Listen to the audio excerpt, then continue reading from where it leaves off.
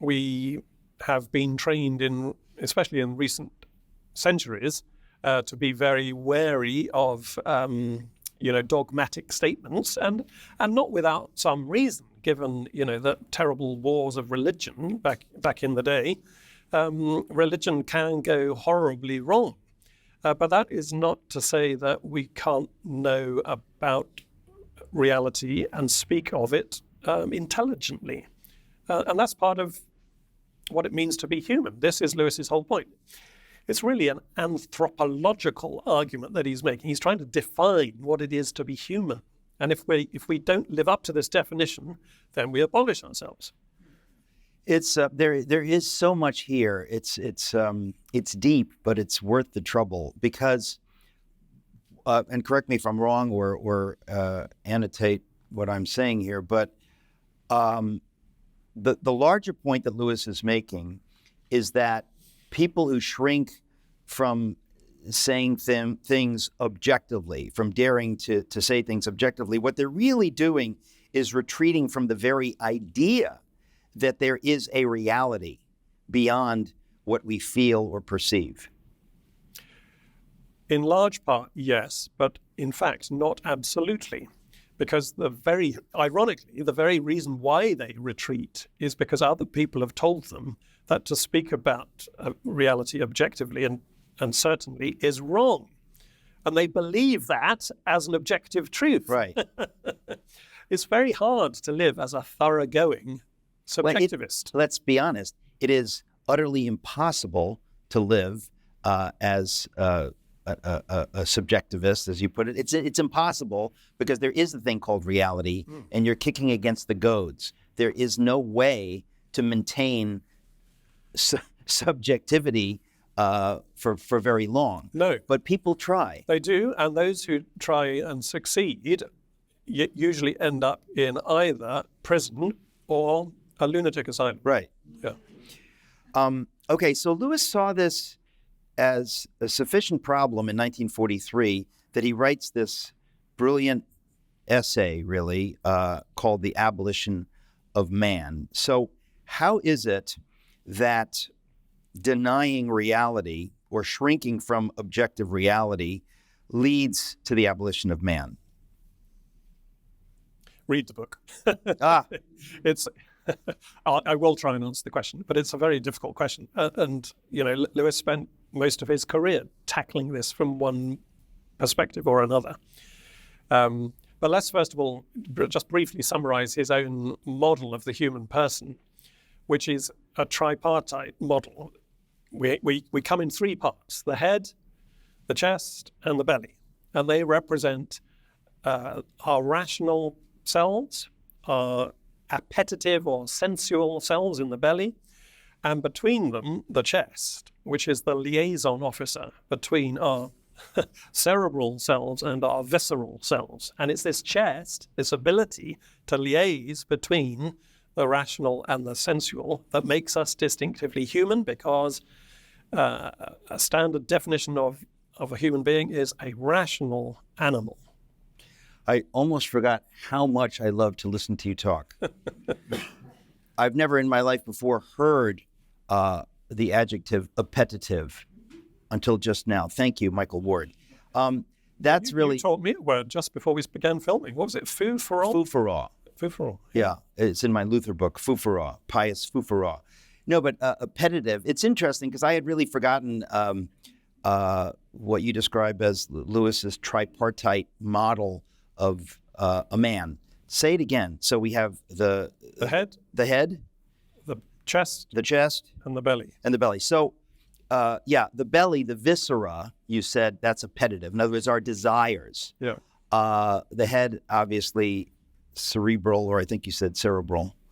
And then the chest. Now, the chest, this is important to me. I've written about this myself, that the heart, the chest. So when he writes within the course of his book, The Abolition of Man, of men without chests, what he means is without heart. And I think we have to think of the etymology, heart, cœur, courage. To have courage, to be lion-hearted, there's something central about that idea, in Lewis's idea about what a man is, and I would say our idea and a biblical idea, and it's simply true. And so he talks about men without chests. When you take out the heart, somehow we lose our humanity. So if you would talk about what Lewis means by chest and heart, because it's so central in all of his writing. You see it in Narnia, just the lion-heartedness of the heroes, the idea that the lion is the Christ figure. Well, absolutely, and the very idea of the chest as the sort of defining feature of a human being is at least twice dropped into Narnia explicitly. So Peter Pevensey in the first book grows up to be a great-chested warrior. And we're not talking about pectorals. Well, we're talking philosophically, not physiologically. Yeah, I want to be clear. But there is an aspect of Lewis's argument which does sort of bleed over into the physical, the material. So the ape Shift in the last battle, the final Narnia Chronicle, is said to have a very weak chest because he's only an ape. He can imitate what it is to be human, but he's not actually human.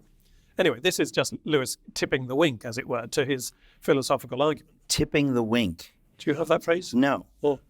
Nor shall we ever have that phrase. Tipping the wink. Well, but it no pun intended, this idea is at the heart of the abolition of man and of Lewis's whole corpus, as you put it. This idea that we to be men, which is to say to be real human beings, we have to have heart.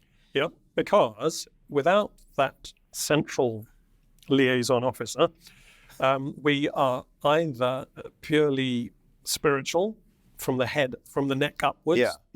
We share rationality with the angels, or from the waist down, we're like the beasts. We have appetites and desires.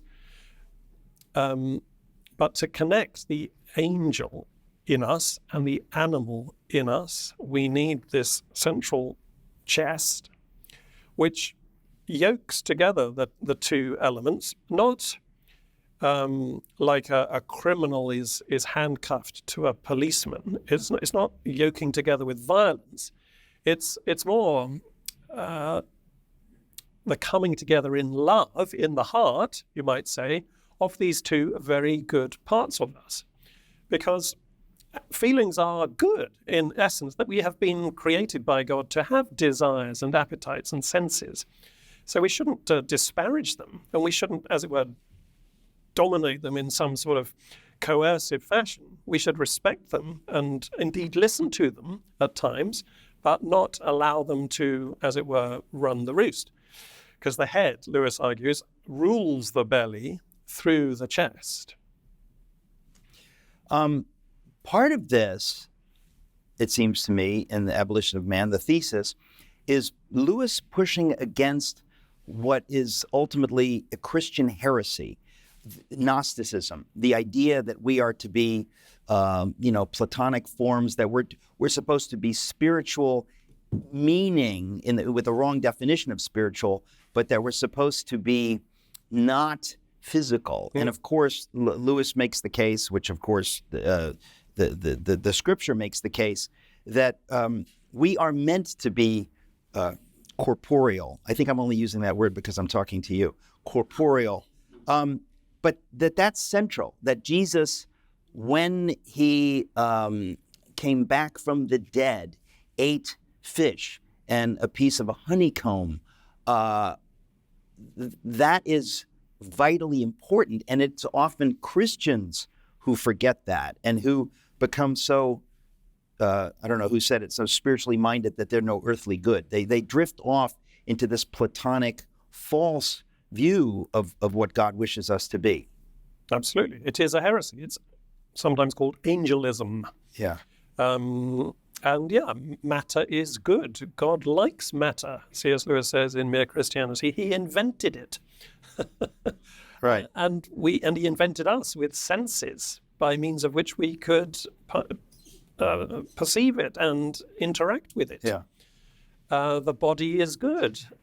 You only need to, and this is not just a New Testament idea. Just look at the Song of Solomon in the Old Testament, the Song of Songs, a great celebration of physical love.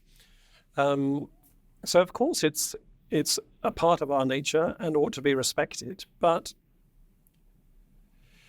one of the reasons why Christians sometimes overcorrect, they react against sensuality, is because, of course, if you indulge it, it leads you terribly astray. Well, again, that's the irony, right? In other words, that if you retreat into the cerebral or into the spiritual, you end up, ironically or paradoxically, becoming more of an animal than you would have if you had owned your exactly physicality, so to speak.